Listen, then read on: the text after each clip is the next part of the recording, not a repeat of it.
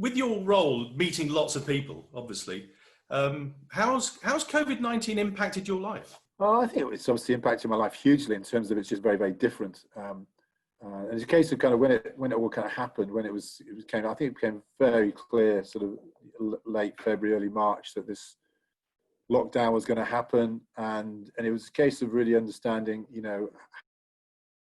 how are you going to make the most of it, and that's what I've been trying to do.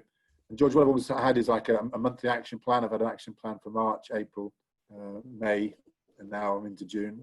So I had like a monthly plan, and the key thing to me was to say, okay, this is going to go for at least another month. It's going to go through all of June as again.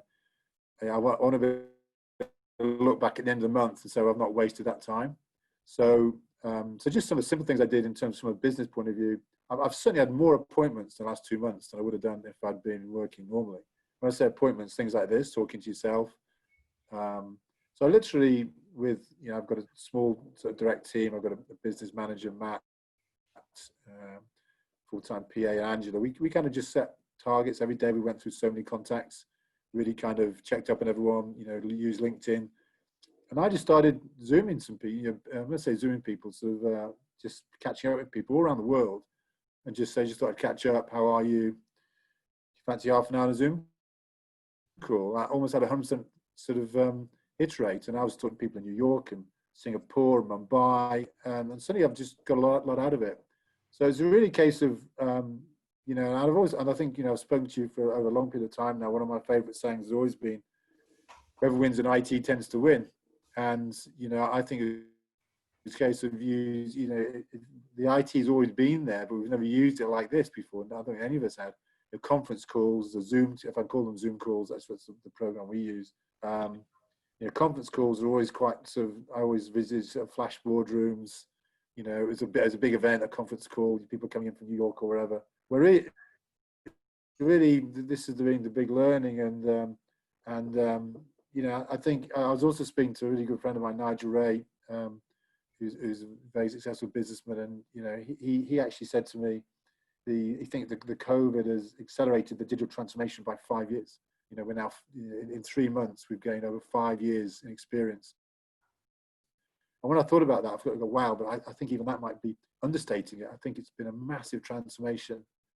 And so that's what I think. So to answer your question about, COVID-19 impacting my life, it hasn't really. I've kind of used it as a positive, and I think that's kind of worked for me. And I think, I think from a business point of view, you're taking people out of work was one thing. Getting people back into work is going to be a really bigger challenge. And I think technology is going to be at the fore, and it's going to be interesting to see how we all come out of this. But has it changed much? It's changed quite a lot, obviously. But in terms of running the business, no, I've had more face-to-face appointments and talks than I would have normally had, and be good to catch up with people. And the technology has been really good, as we're seeing now. So, I mean, has it changed your perspective on anything, do you think? Only marginally, in terms of, I think, there's been a lot of talk, and I've been on various podcasts and seminars, and people talking about, people don't need to go to work anymore, they don't need to go to offices anymore. I'm not in total agreement with that. I think there's so much learning takes place, over a cup of tea and a cup of coffee, over a beer, just in the office, talking to people, listening to what's going on, and certainly for younger people. I don't think you can replace that by IT and technology. I think there's a balance now. I think there'll be, I certainly, as I said before, my small team is Matt and Angela. We've met every morning at 8:30 on Zoom. It's been fantastic every morning. We never do that normally. We have a weekly meeting face to face. Every meeting, 8:30, we've met. Also just to say, everyone okay? They're my direct little team. I obviously do a lot more people, but then the people who kind of work directly with me, just to make sure they're okay, any issues on anything, from health to anything. So we've met every morning just for 30 minutes, and it's been fantastic. So I think that will carry on. I think that's been quite good. And also, doesn't matter in the car, you can just pull over in your car and do a Zoom call on your phone, on your laptop. But I still don't think you can beat the face-to-face meetings for appointments. And I think just learning. So I think there's going to be a balance of people working more, let's call it remotely, as opposed from home, working in your cars, working on technology. But I hope, I think it's the wrong approach to saying we won't need offices anymore, we won't need desk space.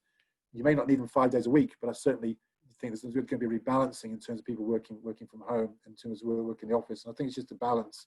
That's how I would think. I'd hate to think, I've got to work from home every single day, I've got nowhere to go, because I think that's kind of, I like to go and meet people, see people, have a chat about things.